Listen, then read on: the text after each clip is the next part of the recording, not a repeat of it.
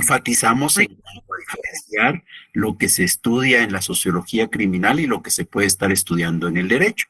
Señalamos que la sociología criminal está preocupada por la conducta, pero no por cualquier conducta, porque conducta tenemos en todos los ámbitos de nuestra vida, pero es una conducta en particular la que le preocupa a la sociología criminal, y es esa conducta desviada, esa conducta que es disconforme, esa conducta que se separa de la norma. Esa conducta es la que se va a estudiar, pero no la conducta en sí, sino más que todo, qué provoca, qué causa, qué explicación tenemos para que existan esas conductas. Porque hay muchas conductas que tenemos que son debidas, que son conforme a derecho, y son pocas las conductas desviadas. Y ahí tratamos de enfatizar la diferencia entre la sociología criminal y el derecho penal. Decíamos que la sociología criminal o la sociología del delito se va a preocupar por la conducta desviada, por la conducta que se separa de la norma, por la conducta que es disconforme a la norma. Esa conducta le preocupa a la sociología criminal o criminología social, mientras que al derecho penal lo que me va a preocupar son las faltas y los delitos. Las faltas y los delitos están contenidos en la norma. El delito no lo vamos a encontrar allá afuera, el delito está en la norma. Entonces, la conducta está allá afuera, la conducta que puede llegar a coincidir con los presupuestos que señala la norma, y entonces es ahí en donde entra la relación, porque por un lado está la conducta y por el otro lado está la norma. En derecho penal lo que estudian ustedes son las normas que tienen faltas y delitos, que definen qué conductas pueden llamarse o qué conductas pueden tipificarse como faltas o delitos. Mientras que en sociología criminal nos preocupa la conducta, la actividad propiamente. Decíamos que el estudio de esas conductas criminales pues parte desde la época feudal, cuando en algún momento se empezaron a hacer algunos estudios sobre qué personas eran las que estaban privadas de libertad. Y se dice que allá se hizo un censo en 1690 que nos mostraba que las personas que estaban detenidas eran principalmente personas que sufrían de alguna enfermedad física, alguna enfermedad mental, o que eran, digamos, personas que no simpatizaban con quienes tenían el poder político. Decíamos que en esa época las personas que ingresaban a la cárcel no era como consecuencia de un proceso, sino más atendiendo la voluntad de aquel que tenía el poder. Vimos que todo eso cambió en esta sociedad capitalista en la que nosotros vivimos ahora, en donde se empieza a dar importancia al derecho natural, a los pactos sociales, y que hay un señor, César de Bonesana, que a nosotros nos interesa hablar porque él escribe una obra sobre los delitos y las penas. Seguramente esta obra habrán escuchado ustedes en sus cursos de derecho penal.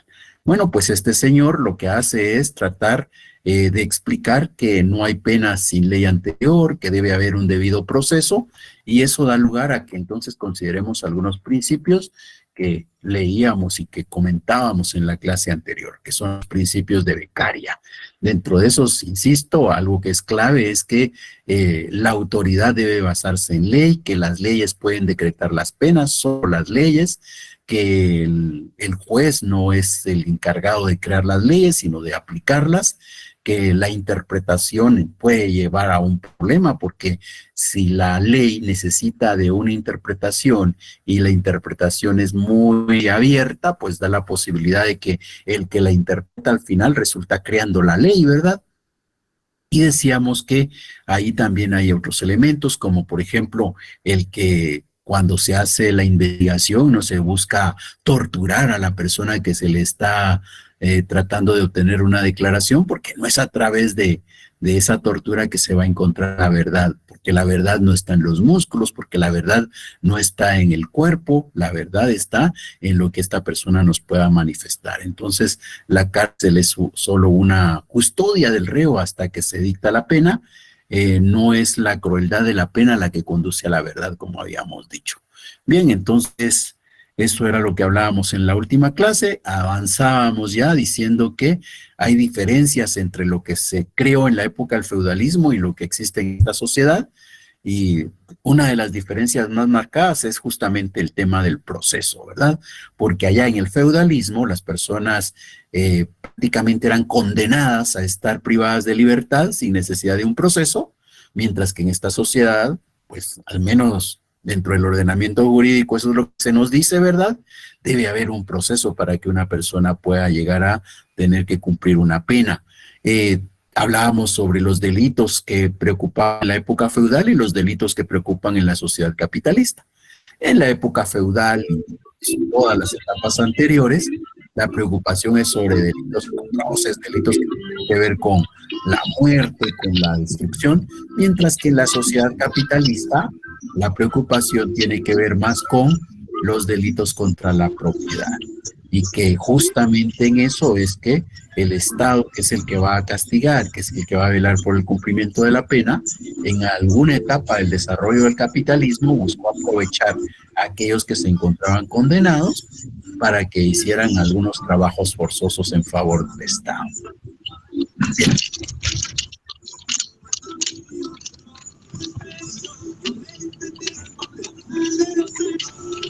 Compañera, tu micrófono, por favor. Tengo un micrófono abierto, licenciado. Ya, gracias. Bien, entonces vamos a seguir. Entonces, con este esquema que tenemos acá, lo que mostramos es cómo surge la preocupación por tratar de entender las causas que provocan que haya una conducta desviada. Aquí lo que tenemos es un esquema que nos muestra qué preocupaciones existían con relación a esa conducta desviada.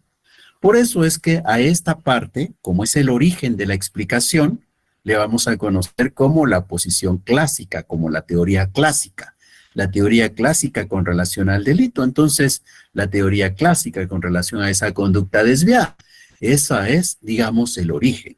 Y si se dan cuenta, en ese momento histórico que hemos estado describiendo acá, la preocupación no estaba en el individuo, la preocupación estaba más en el estudio de las penas y de los delitos. La preocupación estaba más en saber cómo lograr establecer un proceso que permitiera establecer que se cometió un delito, que se cometió una falta y cuál debiera ser la sanción. Ahí la preocupación no estaba en el individuo, no había interés en saber por qué el individuo había cometido un crimen. En la teoría clásica, la preocupación va más al derecho penal propiamente que a la conducta de los individuos. Pero ahora sí ya hablamos propiamente de las primeras explicaciones que se van a dar con relación a por qué existe esa conducta desviada. ¿Qué es lo que hace que una persona cometa un crimen? Y en ese contexto, pues hay dos posiciones. Una que es el positivismo biológico y otra que es el positivismo social. Aquí vale la pena recordar a qué nos referimos con el positivismo, qué es lo que entendemos por positivismo. Recordarán ustedes que en su primer año y todavía ahora seguramente les hablan del derecho positivo. El derecho positivo es el derecho que existe.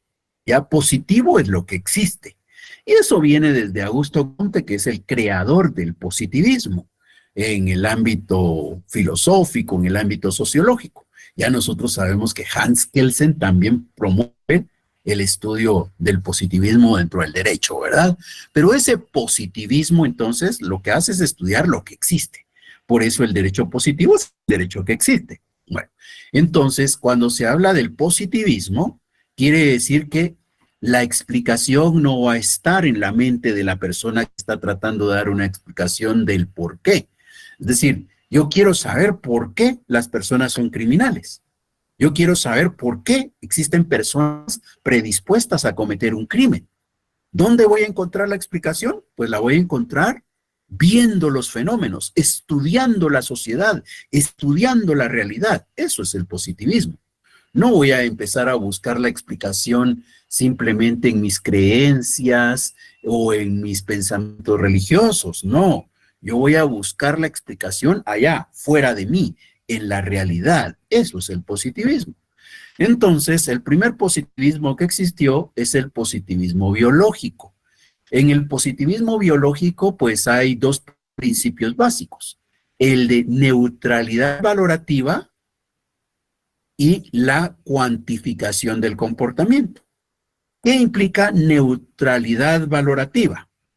Quiere decir que cuando yo voy a estudiar la conducta que presenta una persona que comete crímenes, no voy a estar tomando en consideración mis principios, no voy a estar tomando en consideración mis pensamientos, mis posiciones religiosas, no. Voy a estar estudiando esa realidad tratando de mantener ajeno esa posición religiosa, esa posición filosófica. Voy a tratar de estudiar la realidad con base a ella misma. Voy a tener una neutralidad. No voy a partir de que, es que, por ejemplo, voy a estudiar por qué los jóvenes se integran a las pandillas. No, es que eso de los pandilleros son malas personas, son crueles, debieran de matarlos a todos. Es que qué crueles son, antes de que maten a alguien más, debieran matarlos a ellos. No voy a ir a estudiar la realidad con esas posiciones. No voy a ir a estudiar la realidad con ese pensamiento. Voy a ir de una manera neutral. Y la otra cuestión que es clave en el positivismo, y no solamente en el biológico, sino también en el social, esto es general para todo positivismo, es el hecho de buscar cuantificar el comportamiento. Es decir, me voy a valer de herramientas que me permitan medir el fenómeno. Por eso, por ejemplo, podríamos utilizar la estadística como una herramienta que ayude a medir la frecuencia de los fenómenos. Entonces, el positivismo se caracteriza por eso. Se caracteriza porque cree que el estudio de un fenómeno no parte de lo que la persona esté pensando, sintiendo o creyendo, sino lo que debe hacer es estudiar lo que ahí se encuentra enfrente de ella. Eso es lo que debe estudiar, ajeno de sus valores.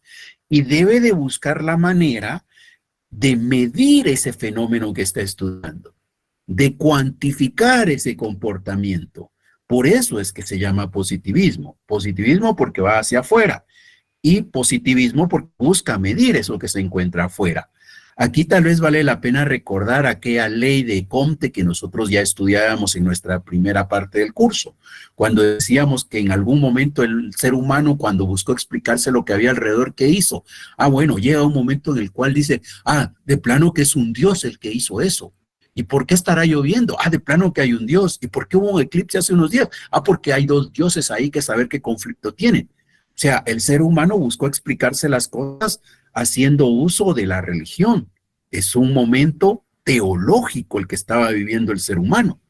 Después, pues ya poco a poco trató de empezar a utilizar la razón para explicarlo, pero siempre lo usó de una manera metafísica, es decir, buscó dar las explicaciones sin ir a la realidad, sino tratando de combinar de alguna manera todavía lo religioso con sus pensamientos, pero sin estudiar el fenómeno propiamente. Y es en el tercer momento al que Comte llama positivismo, cuando dice, no, si quieres estudiar algo, ve a los hechos, estudia esos hechos. Solo los hechos te pueden dar una explicación de por qué pasan las cosas. No es aquí en tu cerebro, sin entrar en contacto con la realidad, que vas a explicar lo que está ocurriendo. Tienes que ir a los hechos. Entonces, eso es el positivismo, ir a los hechos, ir a lo que existe, a los fenómenos que están allá afuera de nuestra conciencia para poder valorarlos, para poder cuantificarlos. Esos son los principios que se buscan aplicar acá. Entonces, cuando vamos a estudiar la conducta criminal, no debo de partir de mis posiciones éticas o morales o religiosas. Debo de ir a estudiar el fenómeno tratando de mantener ajena a esa posición. Y debo de ir a estudiarlo y tratar de medirlo. Y dentro de los primeros pensadores que tuvieron esas características está Darwin y Spencer. Darwin y Spencer tratan mucho la teoría de la evolución de la especie, por ejemplo, en el caso de Darwin. Darwin, recordarán ustedes, fue aquella persona que en algún momento fue el que promovió ese estudio en donde dice que los seres humanos somos la evolución de un ser inferior, como por ejemplo un mono, ¿verdad? Entonces, esta teoría de la evolución de las especies es importante acá, porque socialmente, ¿qué es lo que se entiende con relación a esa teoría? La teoría de la evolución de las especies es en el ámbito de la naturaleza, en el ámbito del desarrollo social en general, pero ya aplicada a la sociedad, lo que dicen estos señores es que normalmente el que logra sobrevivir es el más fuerte, ¿verdad? Entonces, en esta sociedad, ¿quiénes van a sobrevivir? Los más fuertes. Los débiles se van quedando. Y eso es lo que ocurrió, por ejemplo, también en la época de la pandemia. En la época de la pandemia estábamos viviendo una situación bastante compleja en donde quienes son los que lamentablemente no lograron superar esa etapa, pues las personas que se encontraban con mayores problemas de salud. Ya, no todos, pues, pero sí algunos. Entonces, la posición de Darwin y de Spencer es que en general los que logran sobrevivir siempre van a ser los más fuertes. Bueno, pues y en ese contexto también hay que considerar a otra persona que escribe al respecto, él es Lombroso, y Lombroso empieza también a considerar ya más propiamente por qué es que una persona realiza una conducta criminal, qué es lo que hace que alguien sea un delincuente. Y Lombroso dice que el criminal es nato. ¿Y qué quiere decir que es nato? Quiere decir que ser criminal es algo que la naturaleza nos da. No es algo que dependa de nosotros. Es algo que ya nacemos. Cada quien nace para algo. Y hay quienes lamentablemente nacen para ser criminales. Entonces, ser criminal es algo nato. Así como es nato, por ejemplo, que resulta que hay algunas personas que se dedican al fútbol, ¿verdad? Y ala, pero qué habilidoso es. Y casi que no entrena, y casi que no tuvo que ir a una escuela para tener ese dominio de balón. Es un deportista, es un futbolista nato, ¿ya? Alguien que ya nace con algo. Y entonces, en este caso, Lombroso dice que los criminales son natos. Ser criminal es algo nato. O sea, ya nacieron para ser criminales. No es que la sociedad, no es que la familia, no. En sus genes está ser un criminal. Entonces, ¿quiénes van a ser criminales de todos nosotros los seres humanos? ¿Quiénes son los que van a ser para ser criminales? Y entonces ahí volvemos a lo que Darwin y Spencer decían. Darwin y Spencer decían que nosotros como seres humanos vamos evolucionando de una especie inferior a lo que hoy somos. Entonces hay un proceso de evolución. Ahora, ser criminal es algo que nos acerca al mundo salvaje, porque entre los animales podríamos encontrar esas conductas criminales. Entonces, ser criminal es estar más cerca del mundo salvaje. Los que más evolucionados estamos no somos criminales. El crimen es nato y va a notarse más en aquellos que se parezcan a un orangután, porque los que se parecen a un orangután son los que de alguna manera son más cercanos a ese mundo salvaje, a ese mundo en donde lo criminal puede prevalecer todavía en los genes. Y entonces resulta que para poder identificar a un criminal, me voy a fijar en la apariencia física de la persona, porque como es nato, como se nace ya para eso, resulta que en el cuerpo de la persona voy a poder identificar esos genes, voy a poder notar la manifestación genética del criminal. ¿Y cuándo? Pues resulta que si yo tengo dos individuos, lo que tengo que hacer para saber quién es más propenso a ser criminal, lo que tengo que hacer con estos dos individuos es analizar quién tiene más características de aquel antepasado nuestro, del orangután. Y voy a fijarme en la cara y voy a decir, ¿cuál de los dos se parecería más a un orangután? El que se parezca más es más propenso a ser un criminal. La cara me va a ayudar a mí a identificar quién podría ser un criminal. Y como esto no se trata de que eso lo van construyendo aquí en la mente solito, sin estar yendo a estudiar la realidad, sin estar en contacto con el mundo, ¿verdad? Porque entonces no sería positivismo. Entonces, ¿qué es lo que ellos tienen? Ellos lo que van a tener son registros, van a ser estadísticas que van a ir mostrando que los criminales, por ejemplo, podría ser que tiendan a tener orejas un poquito más largas que las personas que no son criminales.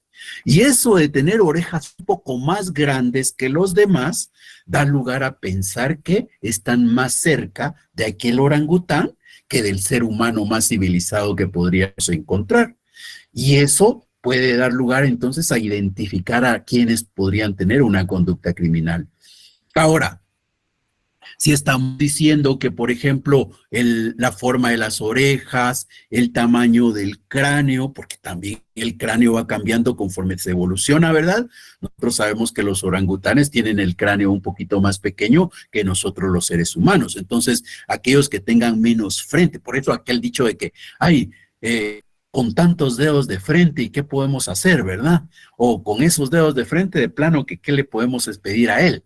Bueno, pues resulta que ahí tiene que ver con cómo es un orangután. Un orangután tiene un cráneo relativamente pequeño. Entonces, si yo tengo a dos seres humanos acá y distingo que uno tiene un cráneo más pequeño que el otro, voy a decir que el que tiene el cráneo más pequeño es menos evolucionado que aquel y por tanto también podría presentar una conducta criminal que aquel de repente, por ser más evolucionado, no la va a tener.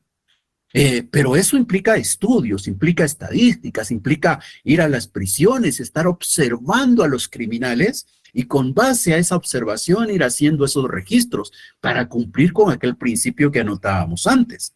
Hay que ir a esa realidad, hay que enfrentarse a los hechos sin los valores propios, sino de una manera neutral y tratando de medir lo que estamos viendo.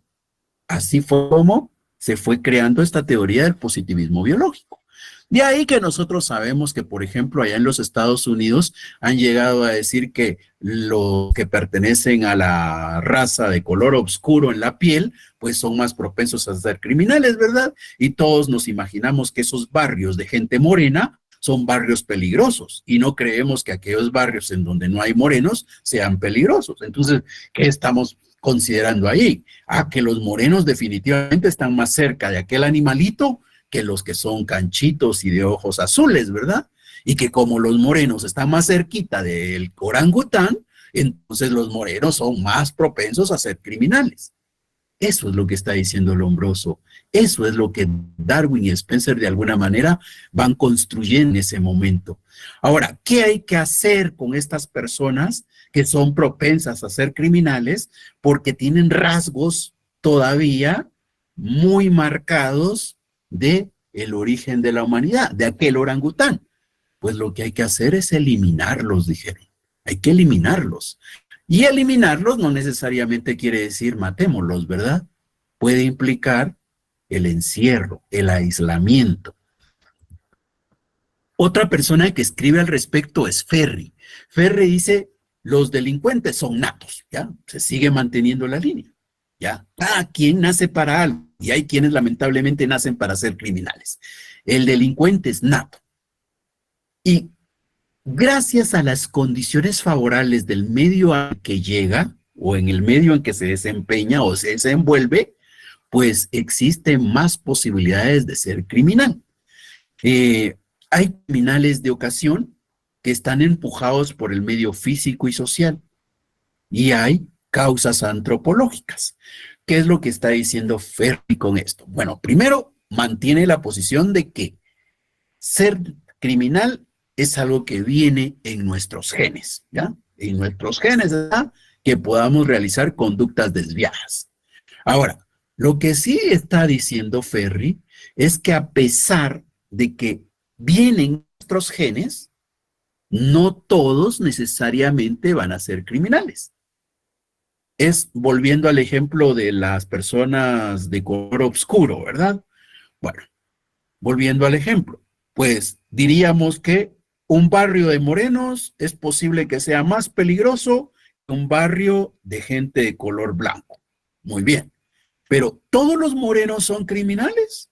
No, no todos son criminales. Pero se supone que todos ellos genéticamente vienen programados para ser criminales. Sí, pero no todos son criminales. ¿Y por qué? Porque dice Ferri que hay condiciones que pueden favorecer que se dé la comisión de un crimen. Hay condiciones que pueden empujar, que pueden inducir a la persona a que sea criminal. Por tanto, también hay algunas condiciones que no son favorables, ¿verdad? Por eso es que, aun cuando genéticamente hay un grupo social que viene programado para ser criminal, no todos son criminales, porque no todos van a vivir en ese ambiente que les facilita la posibilidad o que se presenta la ocasión para que sean criminales. Entonces, en ese contexto, ¿qué hay que hacer? Pues lo que hay que hacer es tratar de controlar el medio en que se desenvuelven estas personas que tienen una tendencia a ser criminales. Si logramos mantener control sobre el medio, evitaríamos que fueran criminales. Pero al final, la conclusión es que eso es algo nato. La posibilidad de que alguien sea delincuente es algo nato, algo que viene en él, algo que ya está programado en él. Bueno, entonces en ese sentido se van a completar teorías que hacen referencia al elemento hereditario con el ambiental. Bajo ese contexto, entonces, ¿qué debiéramos esperar? Que si los padres son criminales, ¿qué podemos esperar del hijo? Que sea criminal. Y ahí cabe aquellos dichos que nosotros tenemos en nuestro lenguaje popular, ¿verdad? Hijo de tigre, pintito. De tal palo, tal astilla. Entonces, hay una cuestión hereditaria ahí. Los hijos de padres criminales debieran ser, o es lo más posible que sean criminales. Es lo más probable que ocurra, que también ellos sean criminales. Obviamente sabemos que no todos los hijos de los criminales son bien criminales, ¿verdad? Pero en la posición del positivismo biológico, esa debiera ser la expectativa. ¿Qué otra cosa hay al respecto? Bueno, pues resulta que el centro de análisis es el criminal, en lo que hemos visto, ¿verdad? Toda esta posición biológica, este positivismo biológico, está centrando la atención en la persona.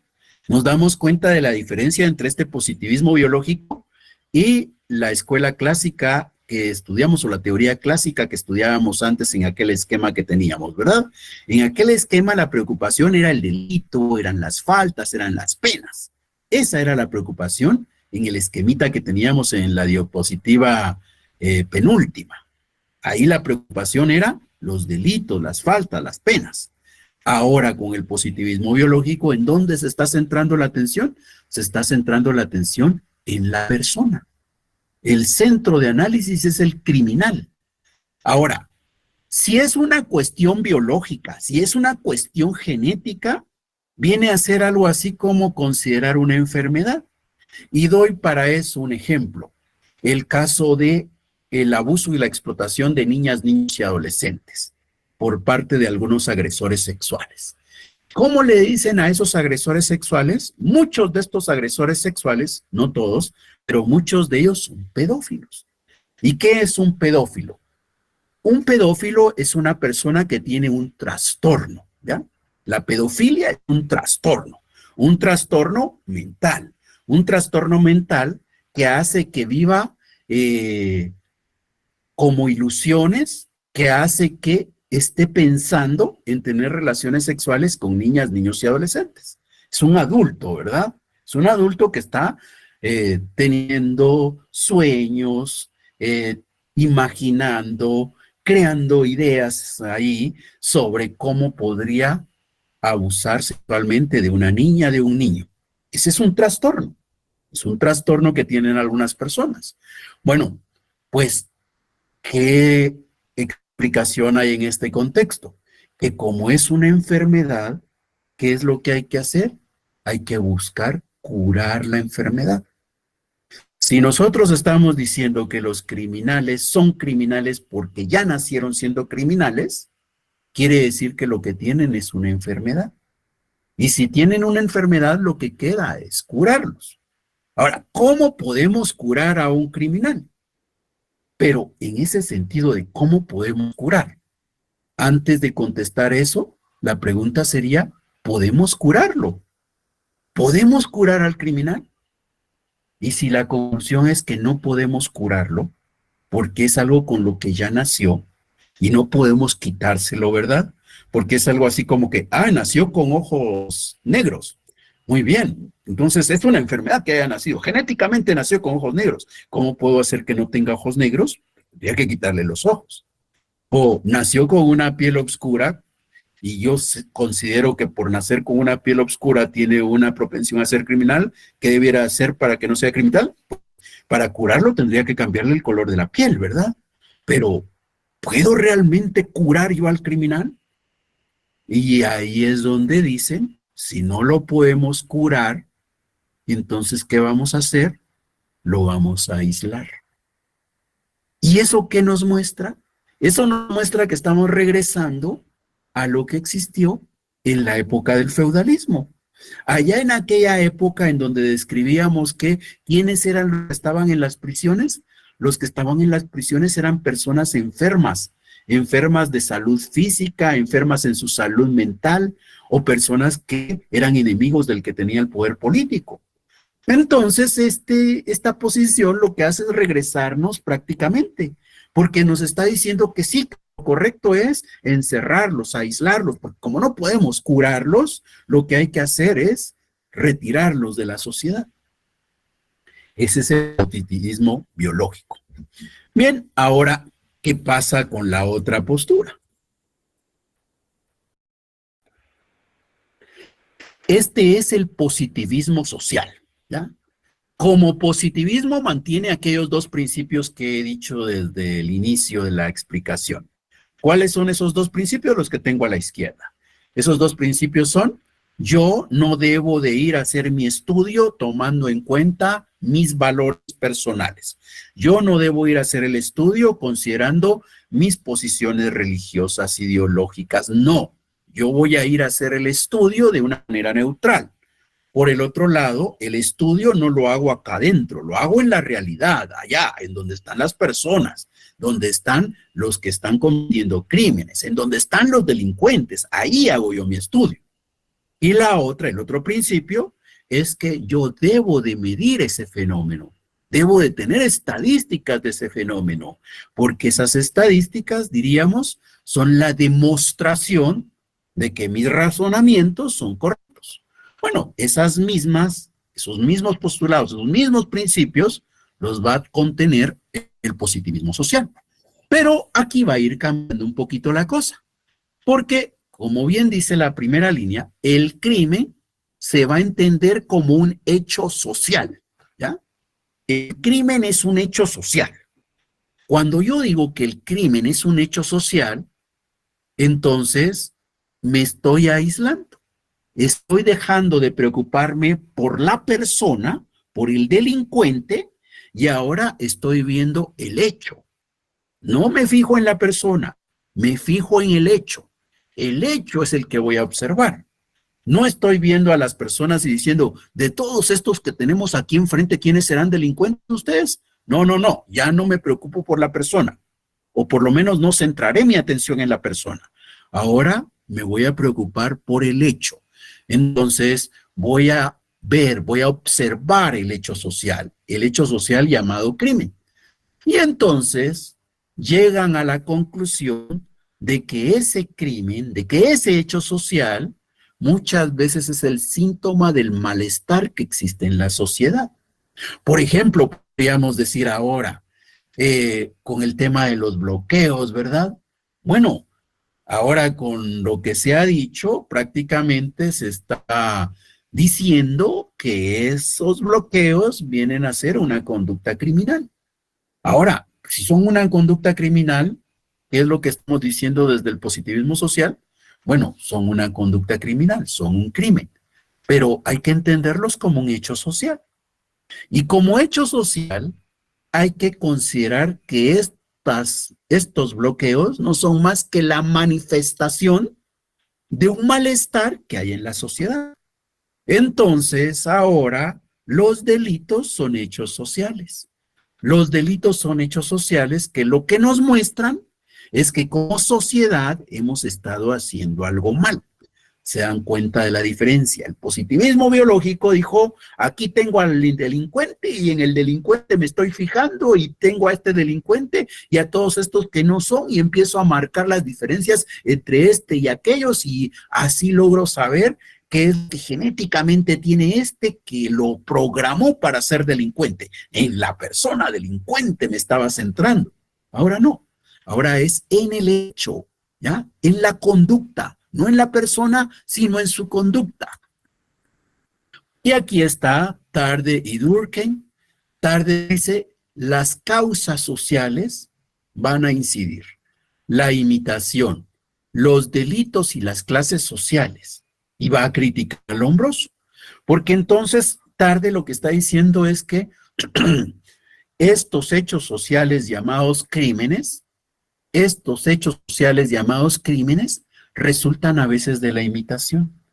¿Ya? No es que venga alguien programado, no es que como mi papá era delincuente, yo también soy delincuente. No, lo que ocurrió es que él vio a su papá realizar una conducta delictiva. Como él estuvo viendo a su papá, él también realizó esa conducta. Sabemos nosotros que todos aprendemos, sobre todo cuando estamos en nuestros primeros años, del ejemplo, ¿verdad? Por ahí dicen que el ejemplo arrasa. Las palabras son buenas, ¿verdad? Mi hijo, pórtate bien. Mi hijo, no hagas esto. Pero si estoy haciendo otra cosa, lo que yo haga es lo que mi hijo va a hacer, no lo que yo le estoy diciendo que haga. Entonces, el ejemplo es arrasador, el ejemplo es clave, el ejemplo es el que construye las nuevas conductas que van a tener nuestros hijos. Bueno, y en ese contexto, eso es lo que está diciendo Tarde. Tarde está diciendo que dentro de la sociedad, pues existe este tema de la imitación y que entonces los hijos van a imitar a los padres. No es que como padre era delincuente, genéticamente le heredó esa herencia al hijo para que él también fuera delincuente. No, este niño, por estar viendo al padre, lo va a imitar. Y así es como vamos a tener un hijo delincuente de aquellos padres delincuentes. La imitación, las causas son sociales. Es en la sociedad, no en el cuerpo humano que hay que buscar la explicación. No es en la naturaleza del ser humano, no es en lo biológico del ser humano en donde vamos a encontrar la causa. Es en la sociedad. Y dice los delitos y las clases sociales. Tarde dice que los delitos no son iguales para todas las clases sociales. Y de alguna manera nosotros lo logramos distinguir en la sociedad. No todas las clases sociales hacen los mismos delitos. Por ejemplo, resulta que hay personas que tienen el poder económico y cometen crímenes. Y hay personas que carecen prácticamente de lo mínimo y también pueden cometer crímenes. Entonces, ser criminal puede ser en cualquiera de las clases sociales. Pero los crímenes no son los mismos para todos, ¿verdad? Por ahí hay unos que hace algunos años capturaron porque estaban robándose unas pacayas, ¿verdad? Pero por ahí hay otros que se están robando grandes sumas de dinero que provienen del Estado y que se supone son utilizadas para financiar la construcción de infraestructura. Por ahí hay una casa en la Antigua en donde aparecieron algo así como 125 millones, ¿verdad? Mientras que allá lo que encontraron fueran unas cuantas pacayas en unos costales. Pero son clases sociales distintas. Son clases sociales distintas y los delitos también son distintos. Entonces, hay un elemento social que considerar. Y en ese contexto, entonces, está diciéndole al hombroso, estás equivocado. No es que la persona nazca para ser delincuente, es que la persona aprende a ser delincuente. No es que el niño, como es hijo de delincuentes, ya genéticamente viene programado para ser delincuente. No, es que el niño vio a su padre y por eso ahora él podría ser un delincuente. Hay causas sociales que valorar. ¿Y qué dice Durkheim también? Durkheim también dice, pues rechaza las ideas de delito como enfermedad. El delito no es una enfermedad. Entonces, ¿cuál debe ser la pena? La pena no debe verse como un remedio. ¿Ya? La pena no es un remedio. No es un remedio porque el delito no es una enfermedad. Entonces, ¿qué es lo que hay que hacer? Pues lo que hay que hacer es tomar una medida distinta, no pensar que vamos a curar al criminal. Lo que vamos a hacer es castigarlo, ¿verdad? Lo que vamos a hacer es disuadirlo de que realice esas conductas. Y en el tema de la herencia dice que pues no solo se transmiten facultades generales, sino también aptitudes. Entonces, hay elementos ahí de carácter social que seguir valorando. Y así es como entonces van a surgir otras teorías que vamos a conocer, que son las teorías ya de carácter social propiamente. Ahí vamos a identificar 4 teorías. Está la teoría del conflicto cultural, la teoría de la asociación diferencial, la teoría de la desorganización social y la teoría del anarquismo. Estas 4 teorías son de carácter social. Nos damos cuenta de la diferencia entre estas dos posiciones. El positivismo biológico centra su atención en el individuo. El positivismo social centra la atención en la conducta, en el hecho social, no en el individuo. El positivismo biológico, al centrar su atención en el individuo, está viendo la conducta criminal como la manifestación de una enfermedad. Y por tanto, pues la pregunta es, ¿puedo curar la enfermedad? Si la puedo curar, pues lo hago. Y si no, pues lo aíslo para que no contagie a más, ¿verdad? Porque es una enfermedad. Y de ahí que, por ejemplo, recuerdan ustedes que en algunas películas nos hablan del electroshock, ¿verdad? Entonces, lo que hacen ahí es colocarle unos cables a la persona. ¿Por qué? Porque lo están buscando curar, ¿ya? Eso es lo que se busca, curarlo para que no sea un criminal. Bueno, entonces eso es el positivismo biológico. El positivismo social dice, no, no, no. No nos centremos en el individuo. Veamos la conducta, veamos el crimen como un hecho social. Y entonces estudiemos el entorno en el que esta persona está, porque es ese entorno el que hace que sea un criminal. No debemos de ver esa conducta como la manifestación de una enfermedad del individuo, sino tenemos que verla como el síntoma de un problema que hay en la sociedad. Ahí es donde están las diferencias. Entonces, como un ejemplo más, solo para marcar las diferencias, si yo quiero estudiar el por qué los jóvenes se integran a las pandillas, y yo estoy en el positivismo biológico, voy a decir que de plano que genéticamente viene preparado para integrarse a las pandillas, y más si viene de una comunidad de color oscuro, si es una comunidad en donde existe la posibilidad de que se reproduzcan todavía costumbres del pasado, que son todavía poco evolucionados, entonces eso es lo que voy a buscar como explicación. Mientras que en el positivismo social voy a decir que este chico se integra a las pandillas por los problemas que pueda tener en su familia, por los problemas que puedan haber en la comunidad, y de repente dentro de esos problemas que hay en la comunidad está que lo van a buscar a integrar, aunque él no quiera, y lo van a extorsionar para que se integre, porque si no, pueden terminar con la vida de él o la familia de su familia, la vida de su familia. Entonces, es distinta la preocupación. ¿Me centro en el individuo o me centro en el contexto en el que está el individuo? ¿Veo el crimen como una enfermedad o veo el crimen como un malestar que hay en la sociedad, un malestar social, un malestar que resulta de los problemas que tiene la sociedad? Estas últimas 4 teorías que vamos a estudiar tienen que ver ya con ese contexto social, cómo el medio social es el que hace que una persona pueda llegar a cometer un crimen, pueda llegar a tener una conducta desviada. ¿Alguna duda, alguna inquietud?